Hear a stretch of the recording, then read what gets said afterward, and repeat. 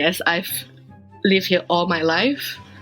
And a lot of times my friends tell me, like, why are you still here? You know, you are so open. Just migrate and go somewhere already that will accept your love style and stuff like that. I'm like, yeah, we always agree that, it's always greener on the other side. So no, I'll just make do with what green I have here. Because, you know, as much as, yes, I would love to, you know, travel and, you know, somewhere more accepting of this way of love. But then again, why not be the first one to trailblaze here in Asia? Damn! I'm like, the minute I came out 3 years ago with an article, and I had people sliding DMs telling me, I didn't know it's called this way. I've been doing it for the last 5 years. So many stories coming in because finally they have a word to put to what they are doing, and they never knew it was called that. Whatever it is, you see? So, there you go. It only takes one person to change. And I'll try. Welcome to Normalizing Non-Monogamy, the podcast where we interview incredible people from across the entire spectrum of non-monogamy to hear their fascinating stories. We strive to bring guests on the show who have a healthy approach to non-monogamy. However, it's important to remember that everyone does it a little bit differently, and the views and opinions expressed by our guests do not necessarily reflect our own. Additionally, we produce this show for entertainment purposes only. Please be aware that we aren't doctors or therapists. Consult a medical professional for anything regarding your health that you might learn about on the show. Enjoy! Well, welcome to episode 280. We're Finn and Emma. And seemed like you forgot who we were there for a second. No, I was thinking like, hey, we're only 20 away from episode 300. That's what I was thinking. Anyway, episode 280. Today, we are talking with Janiqueel, who is from Singapore, has been exploring non-monogamy for almost a decade, and most closely identifies as solo poly. Yeah, we have such an incredible conversation. And Janiqueel's approach to life, vision of life is so beautiful. You heard it there in the snippet at the beginning, but yeah. The drive to just let everybody know that it's okay to be who you are, to embrace who you are, and to be different. And I love that this conversation that we have is so warm and accepting. I wrote down my notes. My notes say, this conversation is like a masterclass in empathy and compassion while also being able to hold and set boundaries. Yes. I feel like that's a pretty good synopsis of what Janiqueel does today with us and the way that just life is lived. Yes, you're not going to want to miss this interview. Also, a quick reminder to go check out the links in the show notes to all of Janiqueel's work. It's inspiring and amazing. You're not going to want to miss that either. And I think the thing that you will recognize shortly into this conversation, this is just so bubbly and bright and full of joy. And yes. I hope you land on the other end of this conversation as uplifted and bright and happy as we are, and 1% as happy as Janiqueel. Good goals, good goals. For anyone who is a premium subscriber, we're going to jump right into the interview now. And for everyone else, we have a couple of announcements. Hey, what's fun about our announcements today is that we have a testimonial from somebody in our community who gets to talk about everything from their perspective, and we don't have to drone on and on and on. Exactly. So we're going to get to that in a minute. Stick around for that party. First of all, if you're not familiar with the premium subscription, it is a way to pay a couple bucks a year if you want to support the show and skip the little intro at the beginning here. You do get the important dates in the outro, though. So to sign up for that, go to our website, normalizingnonmonogamy.com, and scroll down on the homepage. You'll find all of the information. Speaking of important dates, March 30th. Dating. Yes. Dating your way. We're running a workshop with Marie Tween, who was on Focus Fridays episode 5 a while back, is an amazing human, friend of ours, dating coach, compersion researcher, all of the things, and going to be teaching a workshop on how to bring the joy back into dating. And that will be on March 30th, as I spoiled at the beginning here. March 30th, 2023. You can sign up on our website under the events tab. Also, a reminder that we will be at Southwest Love Fest, April 14th to the 16th in Tucson, Arizona. We're doing a workshop there, and we're super excited about this weekend. You've heard us talk about it a lot the last few weeks, and you can sign up on their website, links in our show notes. And if you use the And if you use the code Emma, you get the Emma code. Emma code, you get a discount. The official Emma code to give you the discount. Yes. We would love to see you at the conference. Yeah, and we happen to know that there's a handful of you coming. Yes. And we're going to figure out a way to get all of us together for some awesomeness. We're super pumped. So join us Probably at our workshop. Probably. I guess we're being full of ourselves and assuming that people are going to attend our workshop, but I think so. Well, if not, it'll be quick.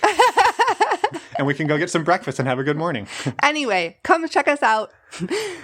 Anyway. Come check us out. We're delightfully good-looking people. Come check out Southwest Love Fest, and we would love to see you there. Again, you can sign up on their website, use Emma's code Emma, and everything will be amazing and you'll save some money. Yes. We wanted to share a few more things, but again, we told you that there is a wonderful testimonial coming, and we just wanted to basically tell you what is going to be talked about in the testimonial so you're not confused.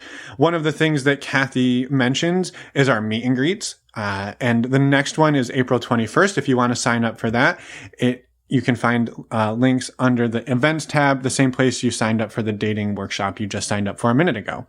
The other thing that Kathy's going to talk about is, she refers to it as Mighty or Mighty Networks. That is our virtual community full of 200 plus amazing humans who are in there supporting each other in all the ways that Kathy's going to talk about. And to sign up for that, you go to our website, normalizingnonmonogamy.com, and you click on the community tab. And really quick, just to be super duper clear, you do not need to be part of the community to join the Dating Your Way workshop, to join the virtual meet and greet, or to come to Southwest Love Fest. Yes. And with that, we're going to let Kathy talk about this, and away we go. Hey, Finn. It is Kathy MC, and I just wanted to send you a note of gratitude with my voice, because I just think it's important and better than just typing something or having it get lost in the mighty world. So I just really, really wanted to thank you and Emma for what you're doing, because essentially I'm starting to get more adventurous in my day-to-day life. Our family actually just joined the Y for the first time ever. And this morning I just took 2 classes that were new that I've never done before, and I had a lot of fun and just really pushed myself to new adventures. And it started actually in the kitchen. I was like, okay, I'm going to bake something and cook something that I've never cooked before, using ingredients in the kitchen. And I was joking with a friend, and I said, what's going to come next? Like, I'm going to take this sense of adventure out of the kitchen. And she joked and she said, oh, you're going to start becoming like a mountain climber or something. And I'm becoming a very happy adventure explorer.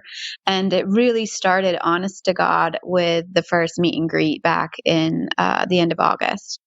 Just getting comfortable, being uncomfortable in new situations with a room full of strangers, and still surviving and being okay and having fun. And, I was just reflecting, and it really, really started with this community. So I just really appreciate you both, you and Emma. But I just really wanted to give a note of thanks and, keep moving forward. And I'm going to see how much I can sprinkle my Give Love tank top all over the Y. And, who knows, we might just have more people who are curious and adventurous.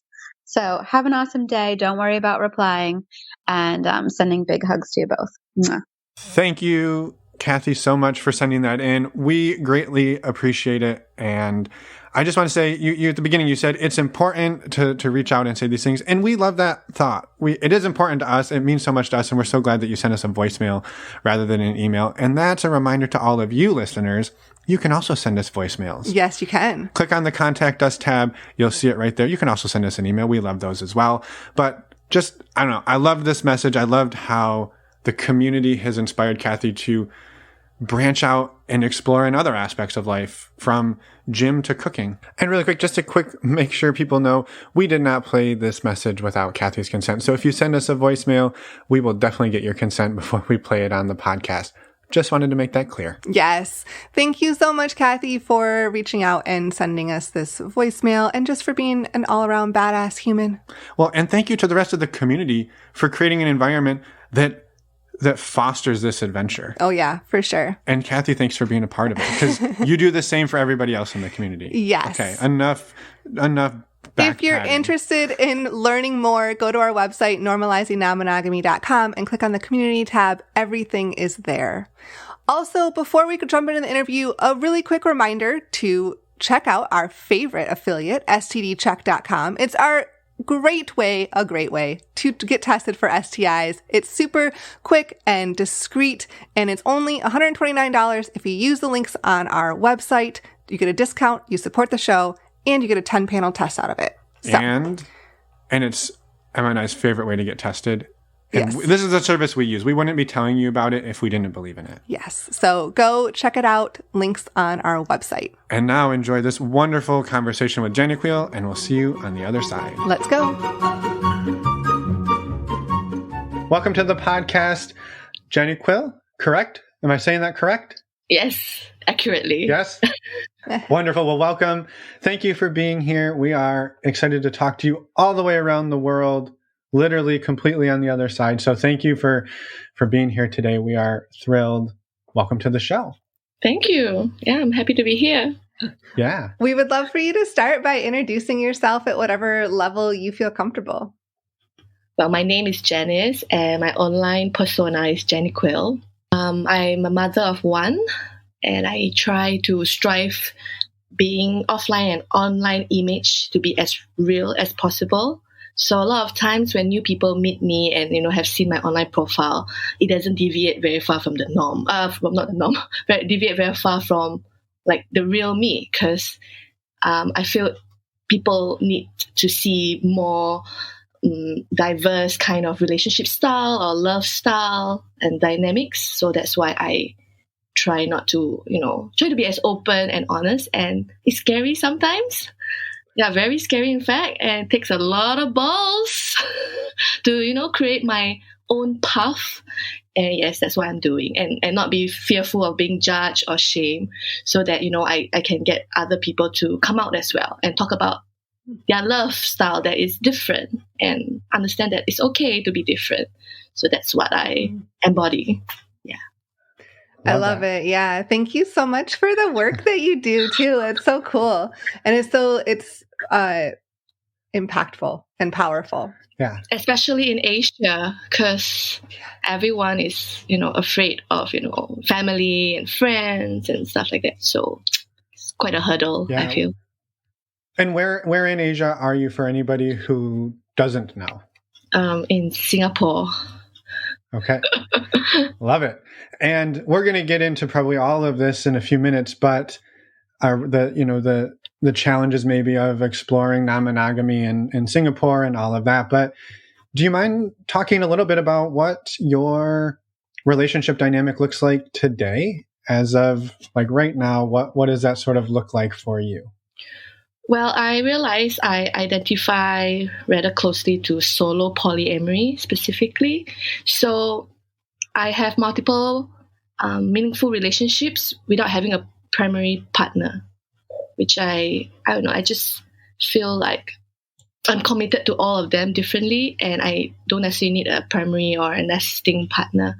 And I feel very comfortable in this arrangement, and I feel it's very fluid and flexible. And the fact that I have a child, it just works for me. So I like that flexibility a lot. Yes. Yeah. I love that. And it sounds like you live very openly, you love openly, you live openly, and you try to embody that in all you do. And I think that is it's beautiful. And I'd love to go maybe back in time. When did, how did non-monogamy come into your life for the first time? Maybe a good 10 years ago, I was like unfulfilled in my previous relationships. And so I literally went online and just typed other relationship style or something along that line. And many things pop up, from polyamory to swinging and etc., etc. So I like, wow. So I start reading, and I wasn't sure if that's what I want or need.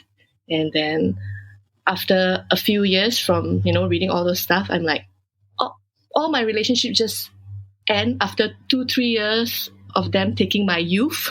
and it doesn't go anywhere. So I was like clearly on the relationship escalator, trying to achieve something, have a checklist. So I'm like, if this is not working, I'm just going to burn this checklist and start from something new. So maybe a good 7 years ago, I start to embark on this polyamory journey, having multiple partners, dating them, telling them this is what I'm trying. And at the same time, struggled with reconditioning and unwiring my whole mindset, because I'm actually raised Catholic. So it's tough. Yeah, you have to undo that mindset. Yes. So much undoing. A lot of times I see my traditional ideals pop up while I'm like in multiple relationships, and I recognize that, and I'm like, oh no. At least I recognize that and aware that it's popping up, that this is stemming from something from the past. So it helps me to work on it, and then eventually I'm here right now, more comfortable than I have 7 years ago. Yeah. Wow. Yes.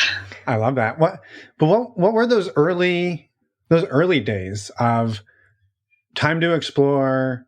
You're sick of monogamy. You're sick of the relationship escalator. You research it for 3 years. It's time to like test it. Yeah. What did that look like for you? It looks exciting, at the same time terrifying. Totally, yeah. Especially in Asia and Singapore, I have no models to look at. Everyone else is like overseas in the States, Chinese, born American, and like I don't see a lot of representative in Asia, and I'm like, but it doesn't mean that it's wrong to embark on this at the same time. So I know it's just my life choice. So back then, I told my mom, I'm going to try this, date multiple people, committed relationship, blah, blah, blah. And, she's Catholic. All she said was, you read too much and you're just following suit. Like it's a fashion fad, it'll pass. It's like a phase, kind of thing. And 7 years down the road, like right now, till date, all she said was, do what makes you happy. Wow. Boom. Wow. Yeah, that's amazing. Yeah. So she's met my partners. So she knows them. She knows some of them. And I talk to her about it, about my relationships, even though I know she probably do not agree, but I don't need her to agree. Just need her to understand. And if she still disagree, fine. It's okay. We're so different. She's like 70 and I'm like 30. Come on. 40 years gap can do a lot of damage and good. But so I don't hide from my mom. Like you said, you don't need your mom to agree, but you need her to be supportive. Yes, as much as possible. But she do sometimes can be quite spiteful and say stuff that I sense some something off her. Yeah, her comments could be quite but I don't take it personally because she's from a different generation, you see. And maybe she might not even really fully understand and embrace my lifestyle, my love choice. And that's fine. That's her thing to sort out. I don't sort out mine.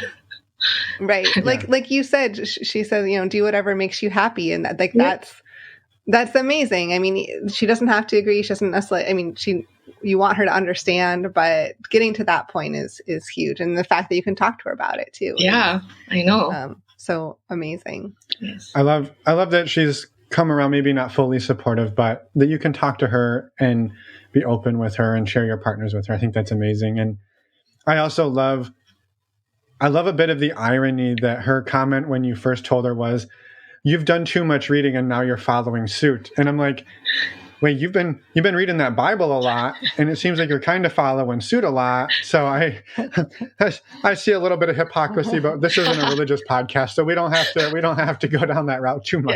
Yeah. I'll be like, I'm reading a different Bible. That's all. Exactly. Boom. Exactly. I love it. Did you grow up in Singapore? Has that been your home as well, or have you lived other places? Yeah. Yes, I've lived here all my life. And a lot of times my friends tell me like, why are you still here? You are so open. Just migrate and go somewhere already that will accept your love style and stuff like that. I'm like, we always agree that, it's always greener on the other side. So no, I'll just make do with what green I have here. Because, as much as, yes, I would love to, travel and, somewhere more accepting of this way of love. But then again, why not be the first one to trailblaze here in Asia? Damn. I'm like, the minute I came out 3 years ago with an article, and I had people sliding DMs telling me, I didn't know it's called this way. I've been doing it for the last 5 years. So many stories coming in because finally they have a word to put to what they are doing, and they never knew it was called that, whatever it is, see? So there you go. It only takes one person to change, and I'll try. Right. I love that. I think that mindset, your friends are right? It would be so much easier for you if you would just jump on a plane and leave and go somewhere where polyamory was okay. Yeah. Or more accepted. And what you're doing is saying, well, it's never going to be okay here unless somebody shows that it can be okay.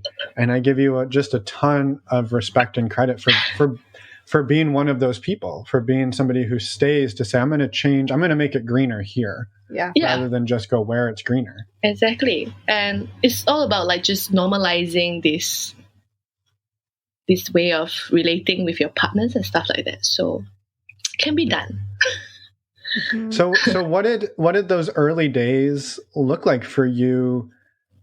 Like, how were you able to date? What did dating look like? If you're sort of the trailblazer in non-monogamy, it sounds like there's maybe some other people doing it, but they don't call it that, and they're probably doing it underground. Yeah. What did it really look like for you? It's not easy to find someone who's aligned with me, and I've tried all sorts, like me being polyamory and dating someone who's monogamous. So I tried everything, tried some non-sexual partners as well. Asexual partner, as people with mental issue like exposure and stuff. It's all about inclusivity and diversity. I date them all, and I enjoy the diversity. So, but sometimes it's very hard for them to understand me. They think that eventually I will find one person and then settle down. But right now I'm dating and having all these people just looking for the right one. And I have to clarify that at the very beginning so they don't try to, I know terms like to pull me out from the whole herd and be a cowboy or cow person, because I had that. He proposed to me 5 years ago, and I thought it was going to be an open marriage. Apparently, no. Yeah, he enticed me to, migrate me and my child to America. And they say, okay, I'm going to give you the American dream life. I'm like, if I'm going to be caged there, hell no. Hell no. Yes, it sounds amazing, but if I'm going to be a caged bird there, unable to love, I'll just go into don't know what, severe depression. I will not have family relatives there. That's it. That's the end of me. He's going to adopt my kid. If I'm going to be separated from him, I can't get my kid back. That's it. Sounds like an abusive marriage already, without even being in it. Sorry. So I'm assuming you got out of that. I got out of that. I accepted the ring, thinking it's open, and then what? So how did you learn? How did you learn that it wasn't going to be as open? Because we tried to meet halfway and couldn't. I even banned back until say, how about we try monogamy for 1 year and see if it works? And then maybe, not close to the idea that it could be potentially open. He said no. And I'm like, fuck off then. I love you, but fuck off. It's so conflicting. This isn't going to work. Yeah, it's not going to work because we can't even meet on the same page, trying to negotiate here, right? Yeah. And early last year, I saw he's getting engaged. Early last year, 1 year ago. I'm like, wow, 4th wife. So back then, years ago, my question was, how can you assure me that I will not be the 4th ex-wife? Because he had 3 in his pocket already. Then all he said was, in that case, that means I haven't found the right one. Just want to flip the table until Miami. Because here I am trying to, rewire, dismantle all the Mr. Right, the right one, and then found the right 4 or the right 5 or the right 2. But it's okay. So I already feel like it's so mismatched that it's just not going to work out. It's not going to work out. Yeah. Yeah, and I think that mentality is so common. You come up against in the world of non-monogamy, where it's, well, okay, you're just doing this until you find the right one, and then you'll settle down. Versus this isn't a phase. This isn't anything other than how I want to live my life, and I'm going to have people in my life in the way that makes sense to have people in my life. And I think that's a really challenging concept for many people to process. And frankly, it's even challenging for me as somebody who lives this some days to really process. So I can understand that. Yeah. And back then, I already had 2 partners for over a year. And he just wanted me to just give up those emotional investment and the time. I'm like, that's selfish. That's very selfish. Yeah. I won't even accept my 1 year monogamy trying out. What? Seriously? Yeah. Yeah. You were trying to meet him and it just didn't work. Yeah. So good luck to his next few marriages or whatever it is. I hope it works out. I want the best for him. Yeah. You don't seem that optimistic that he found the one. Yeah, I mean, he has 3. And if the 4th one is going to be the same relationship dynamic, like, how do you think it's going to work out the same way you do with your 3 failed marriages? Come on, think about it. Just think. It's not about finding the right one. Yes, he could be the right one, but if you use the same way, it could become wrong. Yeah, for sure. I would love to understand how you became such a trailblazer, such a the word that comes to mind, like such a badass, that you're trailblazing in many different aspects of your life. And I'd love to hear about maybe some of the others as well. But where did you said it takes a lot of balls. Where did your balls come from? Or that drive? I think got to do with like my kid as well. Like, how do I want to model for my child? Do I want to model like it's not okay to live my truth, to speak my truth just because I'm going to be judged by other people? So then again, so that's why I get a lot of, I think, the balls and the guts from my kid, that little human being. Yeah. So I want to live my life as truthful, as real as possible, and model to him that, this is me, this is what I am, this is it. That's all. So it's really all for my kid. Yeah. So I've got to push back then and say you didn't embody any of this before your kid was born? I would say it's like dormant. Like it's in there, all of us actually have courage, but because of how society is like viewing us and it's very scrutinizing our every move and everything we say, could be like racist or whatever it is along the line. So we get conditioned to conform. So then right now I'm doing something that's very different, and yes, I think if I don't have my kid, maybe I won't be like out. Probably just be quiet. Yeah. So yeah. You might not have gone as far as you did. Who knows? But so need that little push by that little child. There you go. Here I am, talking.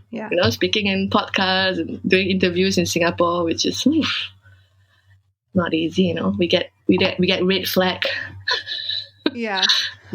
Along those lines, like you said, you kind of came out 3 years ago. Yes. Is that right? Yes, 2020, 3 years ago. Yeah. How did that go? Wow. There's naysayers, and of course there's those that love it. And it was hard because people were very harsh. Then I have like my friends who know me, and they go to like those forums where they are talking about my story, commenting on every little thing, saying like how messed up my kid's gonna be, stuff like that. And they're like little warriors, typing and fighting them off for me. And I wasn't doing anything. Yeah, my friends. And then they tell me how pissed off they are because they don't know you and they can comment like, what? So I'm like, then I just tell them, why are you so angry? Is it because a part of you believe it's true? So that's why you're upset? Must be, right? If you don't think it's true what they say about me, it wouldn't be so infuriating. because I'm not angry or frustrated with them because I know what they say is not true. So I have this zen, you know? And yeah, so that's why I don't even defend myself. And I find it so peaceful. Oh God. Like, not even try to defend that, yes, I'm right and you are wrong. Like, just agree to disagree. Like, there's no right or wrong in how we love, right? It's life choices. So then I'm like, boom, untouchable. Hey. Yeah, I mean, they try to mess with my mind, right? Saying stuff like that and saying about my kids. I'm like, I just look at them like, why so angry with my lifestyle? Why?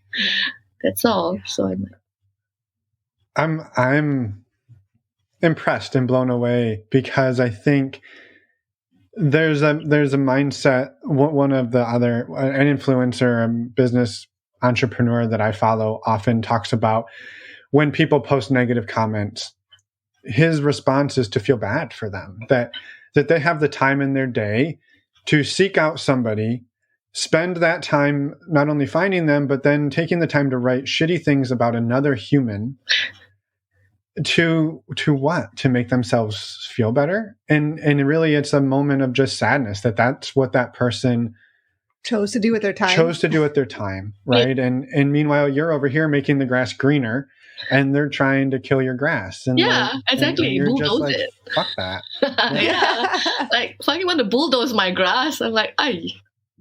Yeah, so I'm like, why can people be so harsh? They must be very harsh to themselves too. That's why they can say such mean things. And it's really not about me anymore. Really, it's just about them all. Like, Yeah. I love that you have a group of friends too that loves and supports you, of course, and that will go online and try to defend you. Hilarious. I love it. And the interesting thing is, all these friends are not in non-monogamy. They are traditional as fuck. So, like, okay, they understand that, this is my life choice and I understand them. And we could still hang out. We could be friends. Just because we have different ideas about love and relationship doesn't mean we have to kill each other. We're not at war. I'm like, let's make love, not war. So therefore, I have this troop. They find my lifestyle very fascinating as well. And like the way I communicate with my partners, they feel like they could also learn to communicate with their partners in whatever, monogamous, traditional, conventional kind of relationship or marriage even. So it works, communication skill, effective communication skills is universal, can be applied to any relationship dynamic, not just non-monogamy. Just that because in a short period of time, I have multiple people, so my capacity increased. But while people in traditional relationship is one at a time, so the capacity don't go as big as someone who has many people at the same time. Emotion and all would just increase and grow over time. So so they get it, and so they like it. That's amazing. It is, and it shows the power of community too. Having those people around you and have your back, makes it in some ways, a little easier to put yourself out there because you at least have some people that have your back. Yeah, for sure. It's so obvious who's have my back and who's like, okay, shun away. It's like, okay, I filtered true friends. I don't need a lot, I need a few, and that's it. That's all I need. Those that make me feel alive. Those that are like sunshine to my day and not like drain me. So so you really cut out and weed out people as you go along. As you show, I feel as I show my true self more and more and more, the lesser and lesser friends I have. And then the ones that are left are like jam. Like, this is her. Oh, damn, okay. Well, we'll accept that, that kind of, And the rest is just, just whittle off and it's fine. Filter themselves no loss. out. Okay? Sort yourself out, really. Especially after where I came out 3 years ago. Yeah. I love that. I think it's something that maybe many people aspire to say, I'm just going to be me and let that attract the right people around me. But it's also really fucking scary because that might mean that you lose a friend or multiple friends or even a family member. How have you been able to process some of that? Wow. Yeah, family members, yes, they do ask too. And how do I process it? I don't know. I think it's just part of life, right? Part and parcel of life. And I cannot really force someone to be in my life. What? Be my fake self to please you? Oh, that's such an Asian thing, people pleaser. And clearly I'm not. I'm like people unpleasing. only and only to the right people I am pleasing. That's all. So I have that to recondition and get rid to over the years as well, the people pleasing part that I feel like it sometimes come up in my relationships too. So yes, when comes to friends and family that I lose, I would grieve losing those connections for sure. And then after that, I'll be okay. I'll just grieve and embrace. It's like I know, like for all my life, there's no emotions that's permanent, like anger or sadness. So eventually it'll pass. It'll just need time and for me to, process it and heal or anything of that sort. Then it will just pass. So yeah. And then, they go, sure, I grieve, and then there'll be new people coming into my life. And if I continue keeping those people who don't accept me, how am I going to embrace those new people that will accept me? I only have so much energy and time and emotional capacity, so why waste it on people who don't appreciate me? So that's my take on it. Yeah, for me. Yeah, appreciate me for being me. And yeah. And I would even argue that there is one feeling or emotion that can become permanent, which is if you aren't living true to yourself, you live in a constant state of feeling unsettled or not who you are. And so by taking the path you've chosen, you don't have to sit with that. You have to process the grief and the sadness maybe of losing a friendship, but you don't have to sit for 5, 10, 20, 50 years being somebody who you're not to make somebody else happy. Exactly. That sounds like mental issues going to come up anytime. Being not my true self, then it's going to lead to depression or anxiety or I don't know, many sorts of, yeah. So I feel it's kind of like linked when your inner self and your outer self is disconnected. And that's where the mental issue and the turmoil that's going to happen. And internal struggle. Yeah, the internal struggle. And I don't want that. I have a kid to take care of. I cannot be, internally struggling like that. It would be just, I wouldn't be able to operate or function, right, for him in my best version. So yeah, be my true self. It's easy. I mean, it's easy with practice over time. So yeah, I don't want to make it sound so easy. Actually, it's very hard. There's a lot of self-work, but yes, you'll get there eventually. And I don't even know where's the turning point. It's just it's only when I'm thrown into a situation and I react differently as I would 4 or 5 years ago, I count that as a milestone of my change or evolving and stuff like that. So damn. I love it. Yeah. I love it. I was curious about something else. I have lots of questions, so you'll get used to this. This, as I understood it, you said your relationships before you opened yourself up to solo poly were 1 or 2 years, and then you felt like they sort of would steal your energy, and then you would usually move on from those and then find another one for a year or two. But since you've moved into solo poly, as if I caught it right, your relationships have lasted longer than that, 5 plus years at this point. So I'm amazed too. How do you make sense of what changed for you that you think has allowed these relationships to double or triple or quadruple the amount of time that you're in them successfully? So first thing I want to put it out there is the the longevity of a relationship is not the sole indicator of a successful relationship. Of course. So I have short-term relationships that's 6-8 months, and I love it. It's great. But then after that, we want different things. We go separate ways. That's fine. Yep. And I also have another two partners that are lasted for over 5 years, to my amazement.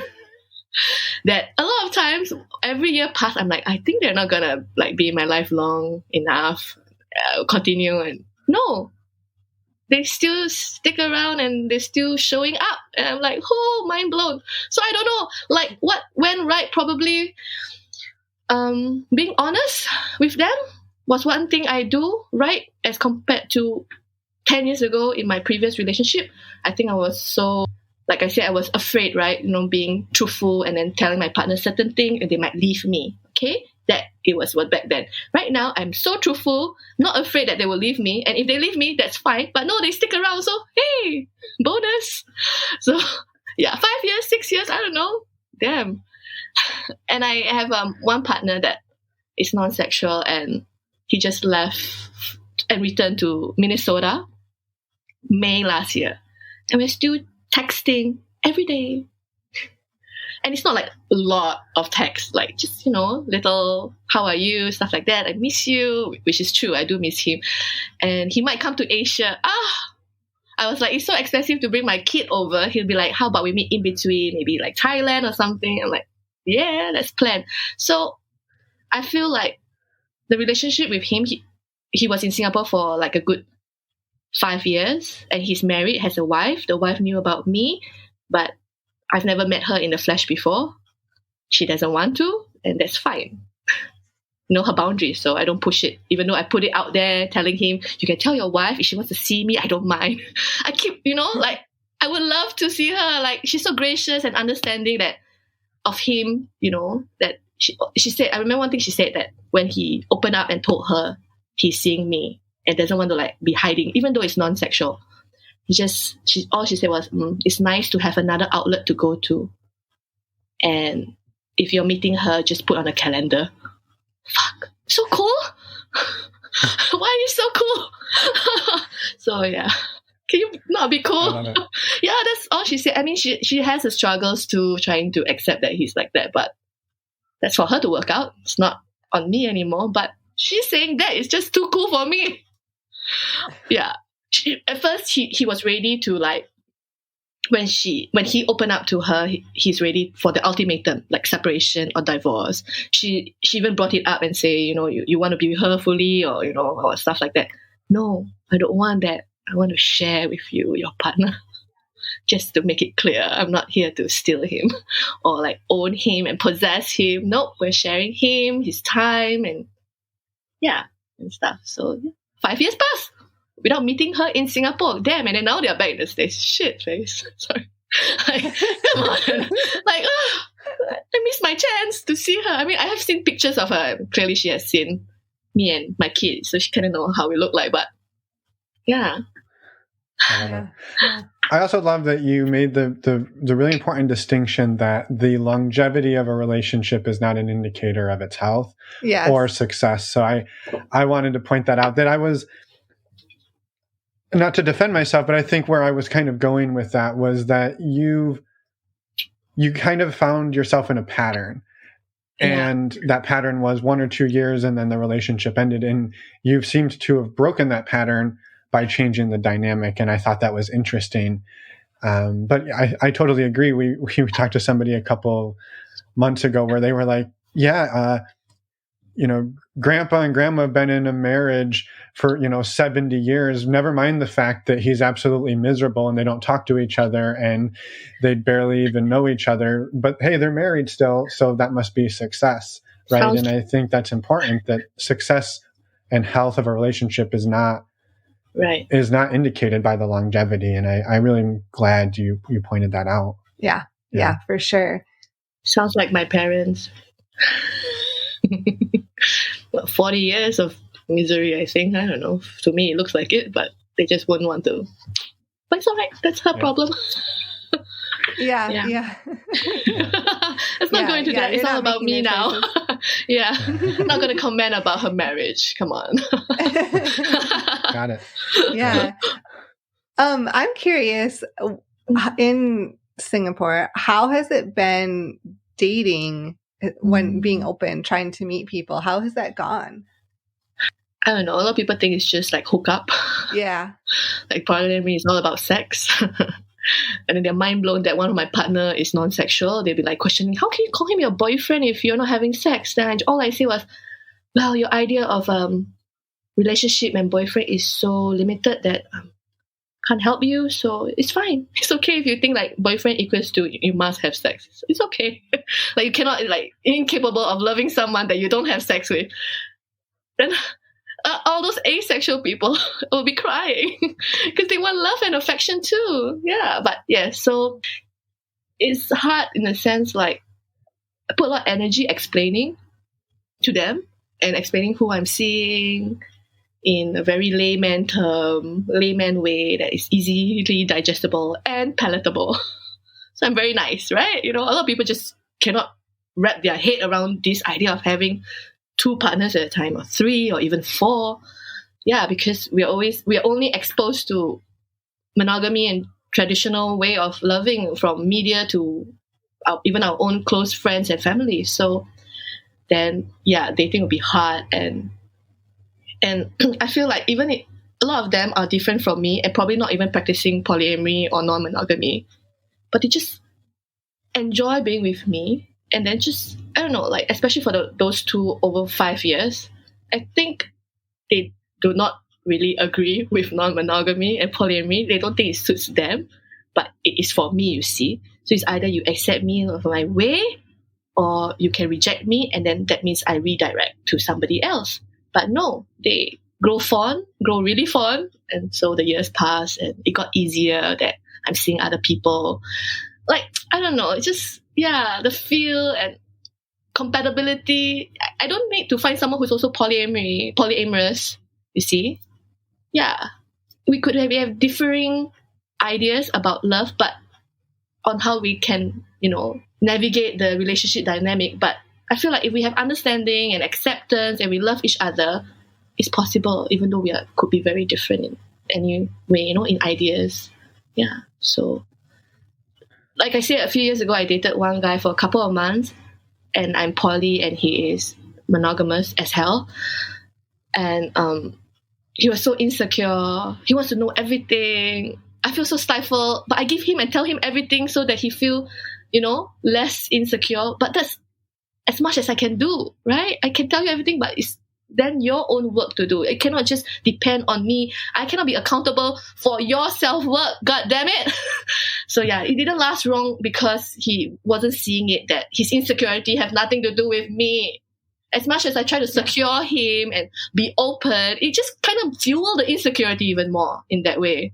So then it's up to him to do the self-work, but he didn't, so we didn't continue. We go separate ways. Yeah, he's a sweetheart though. It's been 5 years ago. Yeah, still have a piece of my heart somewhere. I'll send this podcast to him so he knows. I love it. Well, yeah. I'm curious. I mean, damn it, you're delightful, and I can understand why people are like, well, I'm monogamous. I don't really like this non-monogamy thing, but damn, like, it's delightful. I'll be in it. Yeah, I'll be around. Yeah, so, right. Yeah. So this month I'm dating like 3 other guys, just dating, and one is Malay, traditional as hell, cannot drink alcohol at home, cannot bring girls home too. He will be disowned. Alcohol and girls at home. But he's just so fascinated and bewitched by me. Bewitched is his word, quoting him. Bewitched. I'm going to send this podcast to him as well. I'm talking about you. Yeah. No, but yeah, he's lovely. I'm like, I think him being so traditional is novel for me too, somehow, as much as me being so free and open, and it's also novel to him. So you see, yeah, opposite attracts, kind of. Yeah. And yeah. So the recent weeks, I made him do things that is out of his comfort zone. Like little things like a stray grocery push cart on the road. And then I say, you know what? I want to sit in there and you push me. And he would just say no. First reaction was no. Okay? And after that, he thought about it and said, you know what? Let's do it. Fucking just push me. And we're like, yeah, to the grocery store. I'm like, wow, this guy's boundaries can probably be shifted a little bit, you know? So this is just one of the little things that's like non-sexual, right? So when it comes to maybe the sexual part, could be a bit coaxed. I don't know. I just think he's malleable. It's not like fixed. Like, okay, no, people is gonna look at us and it's gonna be uncomfortable. We're gonna be weird, that kind. You think so many things, But I don't care. I just want to sit in a pushcart and get pushed in it, and it's fun. So he did it, and that was fun. Few seconds, 20 seconds, 1 minute walk or something. Yeah. So little things like that really can tell. I can tell like if the person can be, how to say, like, I won't say push, but if they can adapt to your world, if they can adapt to to my suggestions, then maybe, a lot of other things could be communicated properly and then executed. Yeah, because I really want to bring him to the dark side. I mean, not dark side, like the swing scene and stuff like that. That is the part of me that I other than I'm polyamorous, have committed relationship, I still enjoy swinging at the same time. And this is like the recent year, that is not since many years ago. So yeah, have a lot of layers, huh? Heavy. Well, let's talk about swinging in just a second, because I'm curious about that as well. Yeah, in Asia. Okay, let's go. Yeah. And I, before we go there, I wanted to check. You've talked about helping or supporting partners in sort of expanding their comfort zone, expanding their boundaries, and just to clarify, I didn't pick up anything in there that was you're forcing people to do things they don't want to do. You're inviting them to things that you enjoy, things that you love, and trying to support them on that journey if that's a journey they want to go on. That's how I sort of interpreted that. But I was curious on your side, where were your areas of growth, or have you come up against areas where maybe it was jealousy? You've had a jealous bout, or something else. I picked jealousy random. But are there areas that you've had to really work on yourself in this journey of exploring non-monogamy? Yes, jealousy. Oh, it's so toxic. Let's go to jealousy and let's talk about a partner that is based in Hong Kong. Over the last 5 years, he's been in my life. And yes, with him, I feel a lot of jealousy pre-COVID. Because I was still, reconditioning, right? Trying to get that monogamy out of me and put the non-monogamy in me. So where he has seeing other people, I just go batshit nuts off the roof. It was so toxic. And I realized back then it's a toxic cycle because we will meet and then we will make up, have sex, and then it would seem like we have swept it under the rug. But nope, after that, the same cycle comes back again.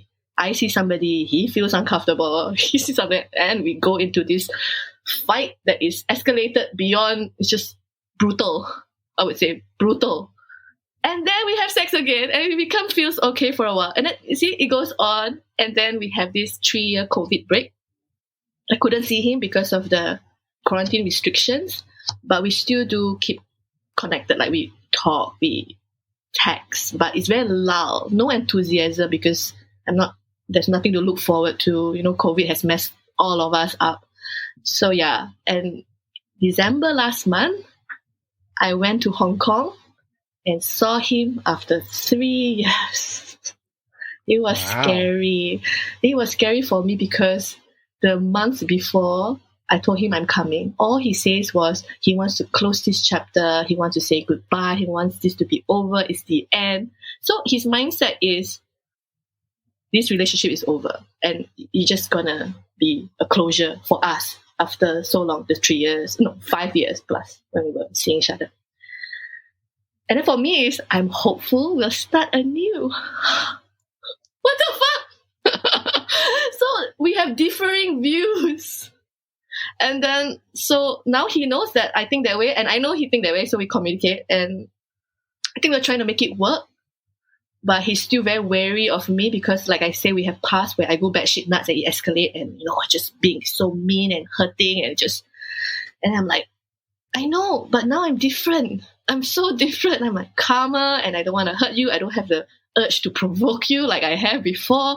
So I've changed a lot. And if you can't see that, you're blind. He said, no, I see, it seems that, he tells me, it seems that you have changed for the better. And it feels good, he doesn't feel very anxious around me and all. But when I was in Hong Kong, he was anxious because he don't know what I would do. I can be quite erratic sometimes and let my emotions drive me nuts. And then, I need to center and ground myself all the time. It's something about him that has this effect of me. Other partners, even the one in Minnesota now, is like stable as hell. So I don't know what he has that is just making me go crazy sometimes. But so it was nice, and I'm happy that we kind of like make up. And I don't know.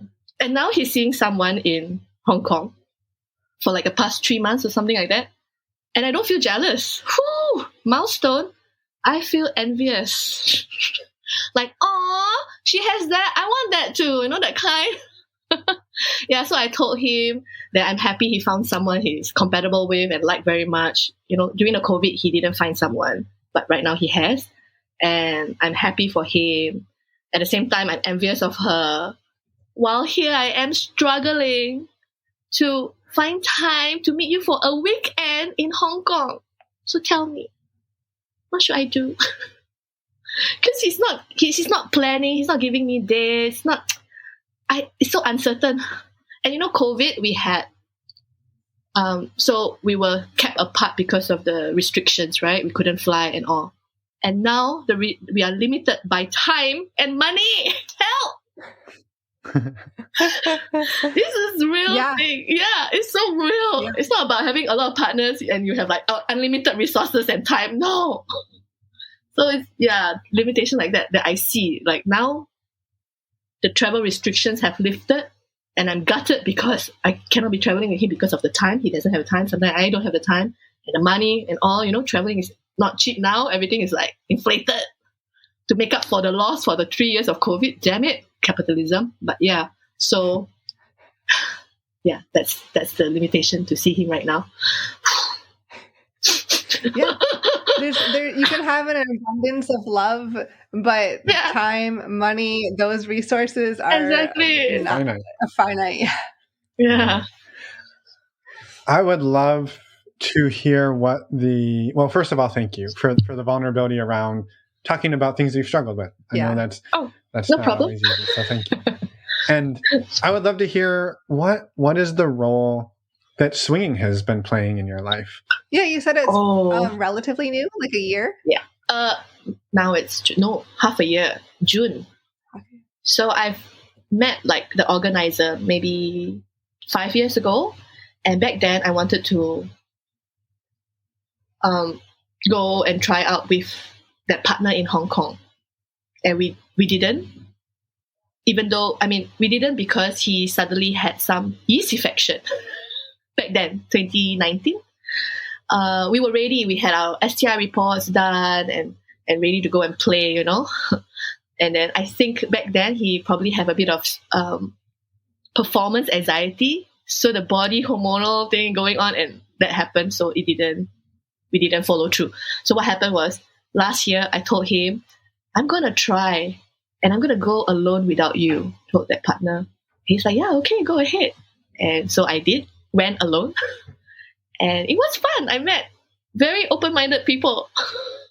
It was interesting, and it just add flavor to my life. It's like recreational sex. That's it.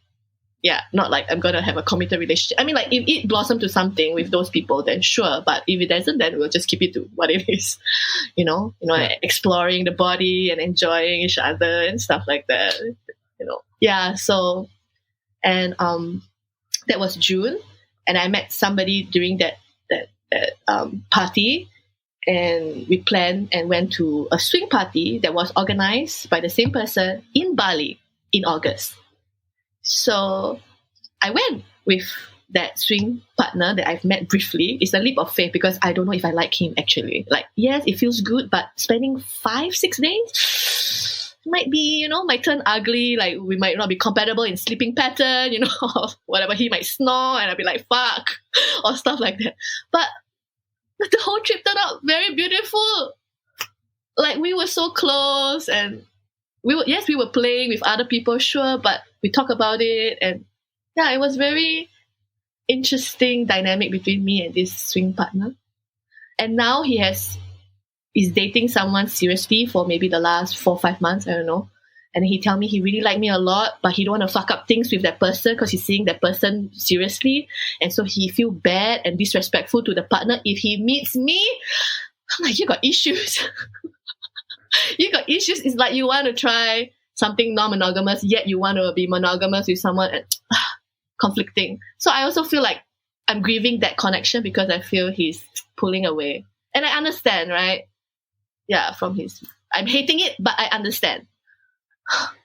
Two very strong feelings. You can still grieve it and understand at the same time. Exactly. Yeah, so grieving and all. But it's all right. It's all right. It's getting easier and easier. Yeah.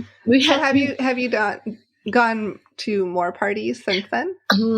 So the Bali in August was actually the last one. So I'm not really a hardcore swimming person. Yeah. Yeah. But I do plan like on the sides, other stuff with other people that I met at the swing party. So our own little party of 3 or 4, something like that. Just, explore and just play and just be frisky and just, do unholy shit. And then after that, come back home and be a saint to my child. Oh, I miss you. I love you, my baby.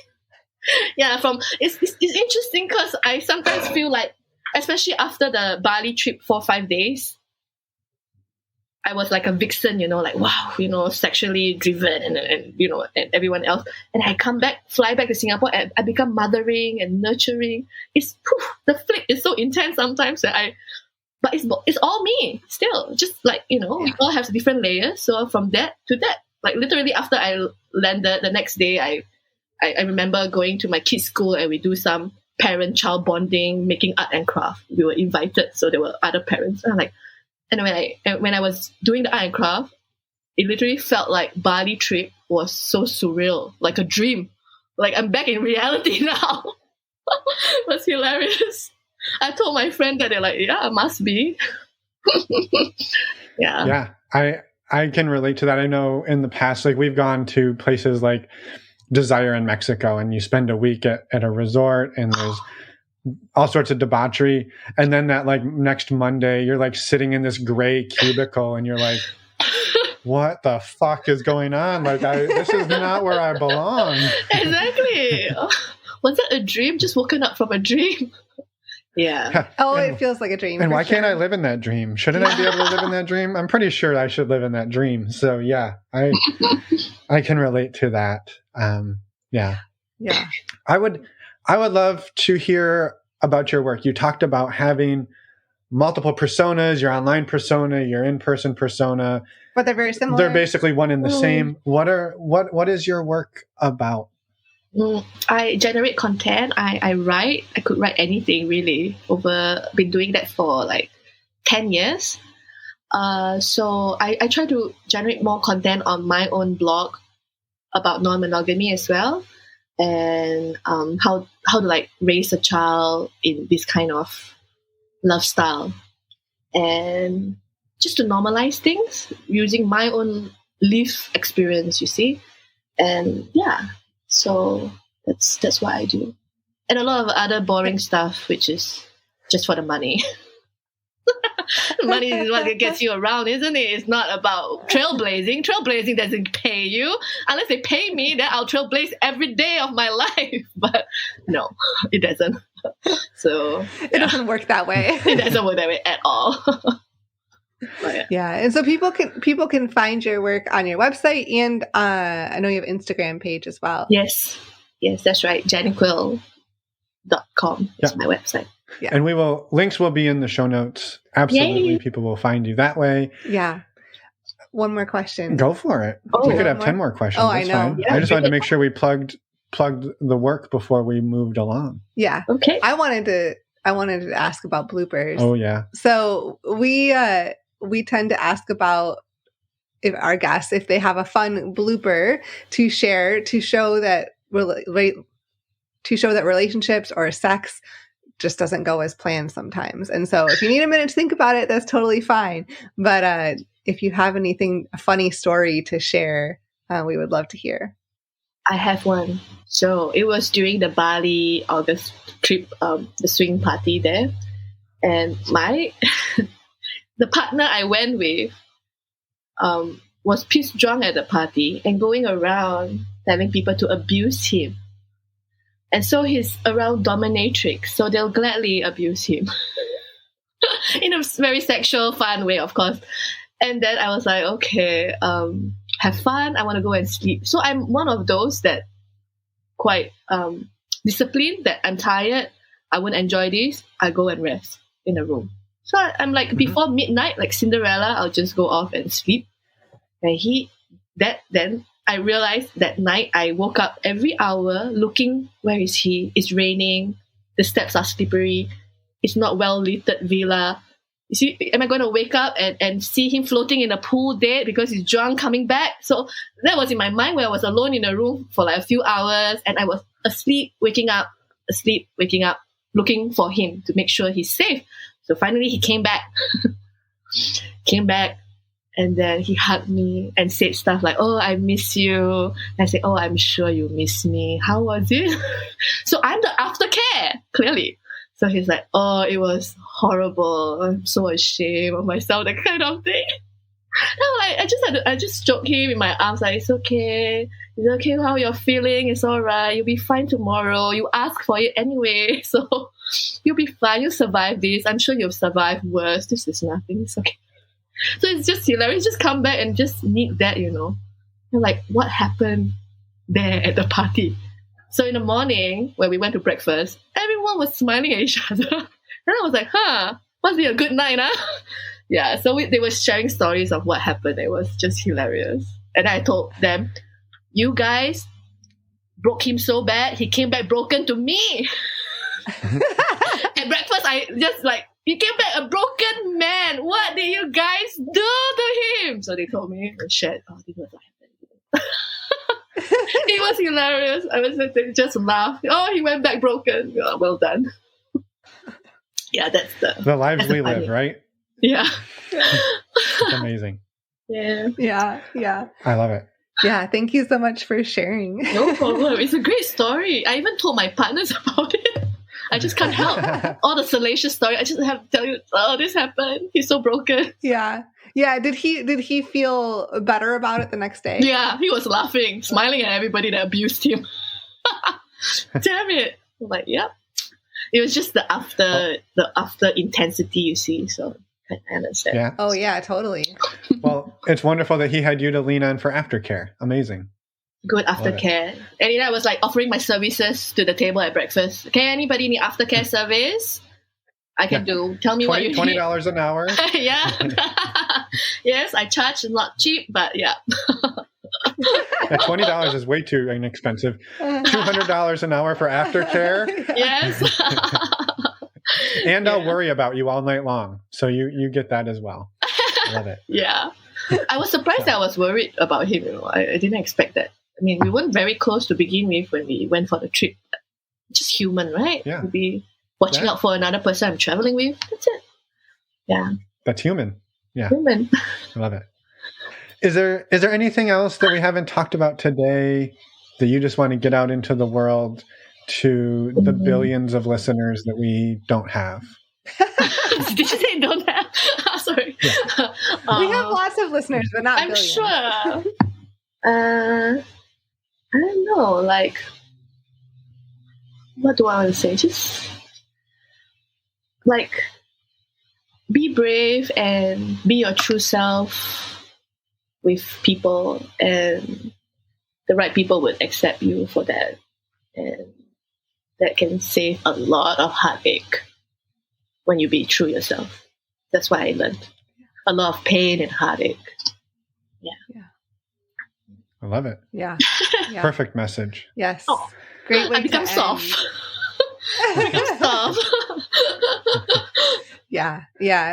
Thank you so much for your time today and for like sharing everything that you did and for just amazing work that you put out there and for being yourself and trailblazing and writing your own path, and especially in an area of the world where that's even harder than some other areas. So, yeah, you're an inspiration, and thank you. Thank you. I try.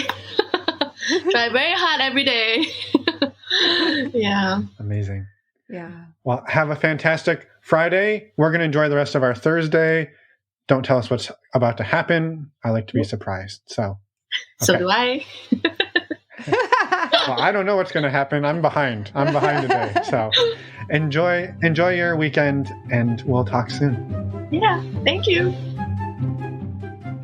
And we're back. A huge thank you to Janiqueel for the work that you do and for having an amazing conversation with us. And just for being an awesome human in the world. Yeah. Kind of wish you would relocate to the U.S. because we could use more of that vibe here. A quick reminder to go check out Janiqueel's work. Links in the show notes. And just a quick reminder, we will see all of you at the Dating Your Way workshop on March 30th. And we'll see all of you at the Southwest Love Fest conference April 14th to 16th in Tucson. And we'll see all of you at our next meet and greet on April 21st. Yes. And remember, you know how to sign up for all those. They're on our website. normalizingnonmonogamy.com. And you don't have to be a part of the community to be part of the meet and greet or to come to Southwest Love Fest or to sign up for the dating workshop. That's correct. They're all independent. We would love to see you at any and all of the above. Yes. And with that, next week, we got a fun one. We got an interview with Roderick. And this one, you're going to want to buckle your seatbelt. Buckle it up. But also, one fun thing about this conversation, Roderick's a filmmaker. He is. And you and I have been aspiring movie stars for quite some time. Yeah, we're working on our status. And perhaps we're going to be in a film. Yeah, perhaps. That's Yeah. a little teaser. Come back next week and listen. We're super excited. And so, yeah, can't wait. I don't want to... What happened is we got invited back for the second Friends reunion. They've been asking... They're like, we know you're the best Ross impersonator. Oh, yeah. And so we'd really love to have you come in as a body double. Yeah, As a Ross double. Yeah, is that like your ultimate goal, dream in life? It's one of them. Anyway, thank you all for making it through to the end here. And with that, do you have anything else? We'll see everybody in a week. Bye, everyone. Thanks for listening.